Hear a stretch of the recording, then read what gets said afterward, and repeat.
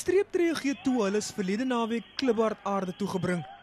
Die nederlaag van 35-33 teen die Goue Leeu's het die Kaapenaars laat besef hulle kan glad nie op hulle laure rus nie.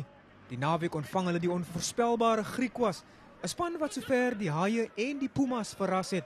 Ek dink die spanne wat nou sleg gedoen het en hulle het nie hulle strukture gehou nie, hulle het die game heeltemal losgemaak en ek dink dis waar die Griekwas die gevaarlikste sal wees, so om dit te counter, as ek so kan stel, gaan wees om in ons strukture te bly en nie foute te maak.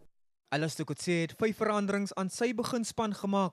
Agterlangs begin die 7-ster Justin Geduld in sy eerste Curriebeeker wedstryd vir die WP, terwyl Dimitri Katerkilis terug op losskakel is ten koste van Kurt Coleman.